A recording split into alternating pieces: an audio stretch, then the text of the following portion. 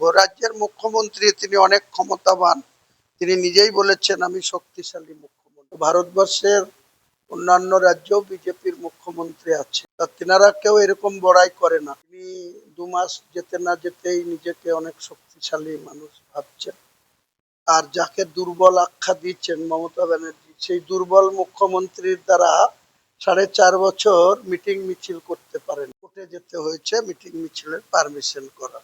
আর তিনি সেই হাউসে দাঁড়িয়ে বলছে যে মমতা ব্যানার্জি দুর্বল মুখ্যমন্ত্রী ছিল, তাই উল্টো পাল্টা বলে আমি নাকি পারব। তখন যখন তিনি বিরোধী দলনেতা ছিলেন, তো মুখ্যমন্ত্রীর বিরুদ্ধে যখন কথা বলতাম তখন তিনি আমাকে আমার সমালোচনা কেন করেননি, কেন আমাকে থামাননি যে আপনি একটা মুখ্যমন্ত্রীর বিরুদ্ধে এসব কথা বলছেন? এটা না, তখন তো মুখ্যমন্ত্রী ওনাকে 101টা মিটিং করতে দেয়নি।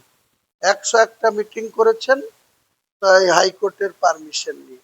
আজকে তিনি মুখ্যমন্ত্রী হয়ে গিয়ে যে পুলিশ শক্তিপুর থানার ওসি অতনু দাস লালগোলাতে লুট করে আসলো, 500 ছেলের লাইফ শেষ করে দিয়ে আসলো, 50 কোটি টাকা তোলাবাজি করে আসলো এদের কাছে, যারা স্মাগলিং করে হিরোইন, গাঁজা।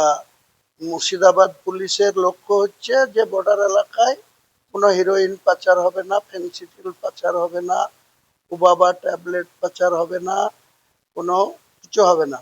আর এই বাহাদুর ওসি 2 বছরে 50 কোটি টাকা কামিয়েছে। যদি মুখ্যমন্ত্রীর সৎ সাহস থাকে আমার বিরুদ্ধেও ব্যবস্থা নেবে।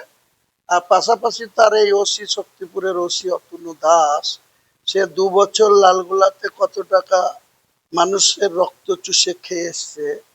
উনি মুখে বলছেন জিরো টলারেটের মুখ্যমন্ত্রী, তো জিরো টলারেটের মুখ্যমন্ত্রী তার পুলিশ দপ্তরের একজন ওসি এত ঔদ্ধত্য দেখাচ্ছে, তিনি অর্ডার দিচ্ছেন আম জনতা উন্নয়ন পার্টির কার্যকর্তাদের অ্যারেস্ট করব।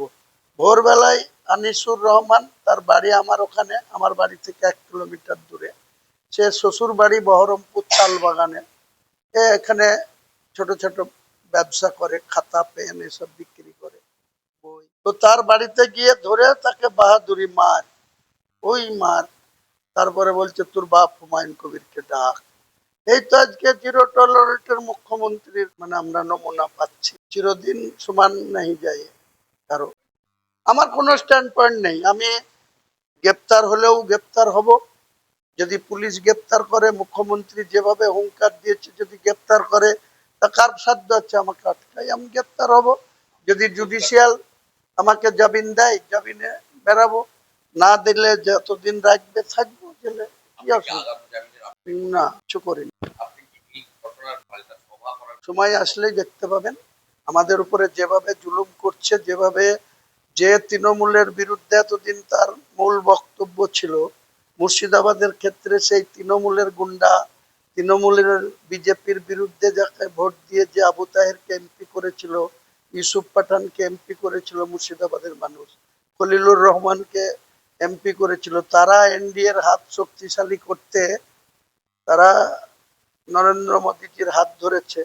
তাই তাদের মুখ্যমন্ত্রী তো আবার আমার কথা শুনবে? তাদের কথা শুনে আমরা তখনও তৃণমূলের রোশানলে পড়েছি, তৃণমূলের চোখ রাঙানি সহ্য করেছি, আজকে শুভেন্দু অধিকারীর চোখ রাঙানি সহ্য করতে হবে। এটাই আমাদের দুর্ভাগ্য বলেন, সৌভাগ্য বলেন, আমাদের যা অদৃষ্টে আছে সেটা হবে। বলে কি হবে? এসপি কে বলেছি, কি হয়েছে? এরপরে লিখিতভাবে বলবো, অ্যান্টি করাপশন দপ্তরকে চিঠি করব, সেটা কন্ট্রোল করে কে? এই মুখ্যমন্ত্রী। তাদের ঘাড়ে কটা মাথা আছে? ভিজিলেন্সের কন্ট্রোল করে কে? সর্বোচ্চ ক্ষমতাবান মুখ্যমন্ত্রী। তিনি যদি তাদের প্রশ্রয় দেয়, তা আমাদের মতন একটা এমএলএ কমপ্লেন করে কি হবে? এরকম মমতা ব্যানার্জি বলতো যে দলের অন্দরে বলো, দলের অন্দরে বলে কোনো কাজ হতো না, ডাস্টবিনে ফেলে দিত।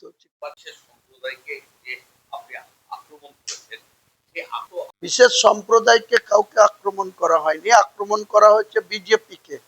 আর বিজেপিকে আক্রমণ করা হচ্ছে শুক্রবারে, তার আগে বুধবারে এখানকার বিজেপির জেলা সভাপতি মলয় মহাজন, তিনি ওখানকার তৃণমূলের গুন্ডাদের ডেকে নিয়ে গিয়ে আমার সম্বন্ধে কি ধরনের আচরণ করেছে সেটা তো আপনারা খবর নিলেন না।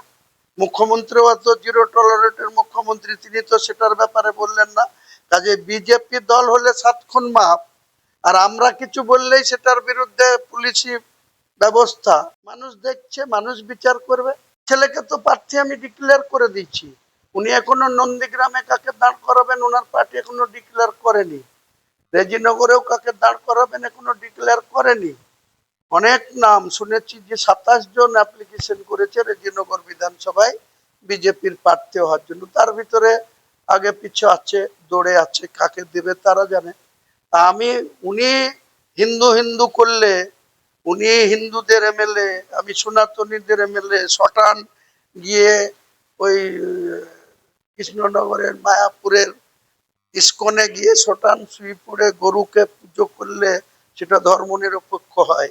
আর হুমায়ুন কবিরের পার্টির 90% তো মুসলিম। তো সেই মুসলিমদের উপর আক্রমণ আসলে আমি মুসলিমদের নিয়ে ময়দানে নামবো বলেছি, এটা খুব সাম্প্রদায়িক কথা।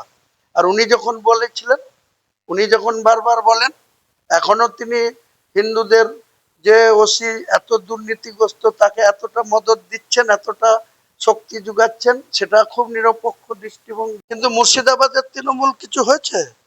জিরো টলারেটের কোনো নমুনা মুর্শিদাবাদে আপনারা সাংবাদিক হিসেবে কিছু জানতে পেরেছেন? যারা লুটেরা ছিল, যারা তোলাবাজ ছিল, যারা টাকা তুলে বেরিয়েছিল, তারাই আজকে বিজেপির হাত ধরে কি বলে ইয়ে হয়ে গেছে, ফ্রেশ হয়ে গেছে, হোয়াইট হয়ে গেছে। হ্যাঁ, হ্যাঁ। তাছাড়া পিঠ বাঁচবে? শুভেন্দু অধিকারীর গুণগান না করলে তারও ওয়ারেন্ট ইস্যু হবে। তার সাগরেদ কেউ আটকাতে পারেনি। পাপাই ঘোষ, তার বুলডোজার চলেছে আপনারা জানেন। তার বউ রিজাইন দিয়ে দিচ্ছে। আইজদ্দি বড় বড় লেকচার মারতো ইউসুফের পাশে দাঁড়িয়ে, মমতা ব্যানার্জির পাশে দাঁড়িয়ে। তারা আজকে কোথায়? হুমায়ুন কবির যেমন আছে, হুমায়ুন কবির কারো দয়াই জীবন, হুমায়ুন কবির উপরওয়ালার দয়াই মানুষ হিসাবে যতদিন বেঁচে থাকবে, কারো দয়ার মানুষের দয়াতে হুমায়ুন কবির চলেও না। উপরওয়ালার দয়া, উপরওয়ালা যেদিন হুমায়ুন কবিরকে সাজা দিবে বা পৃথিবী থেকে তুলে নেবে। একটা কথা মনে রাখবেন, যত বড়ই শক্তিশালী হোক, ইন্দিরা গান্ধী শক্তিশালী, রাজীব গান্ধী শক্তিশালী ছিল। আপনি গ্রেফতার হওয়ার ভয় পাচ্ছেন? কিছু ভয় পাই না। গলায় আপনার সেই সুরটা নেই, সেই ঘনিষ্ঠতা নেই। কেন মারামারি করবো? আগে যেটা ছিল, কিসের জন্য? যখন তখন বেশ বেশ একটা কনফিডেন্স ছিল। কোথাও মনে হচ্ছে যেন আপনার গ্রেফতারের ভয়, সেই কনফিডেন্সটা কোথাও লো হয়ে গেছে। কোথায় গ্রেফতারের ভয় হলে তো পুলিশটা তো কখন এসছি। আপনারা ডেকে নিয়ে আসেন গ্রেফতার করার জন্য, ডাকুন, বলুন যে এখানে আছে, গ্রেফতার করবেন তো এখানে আসেন।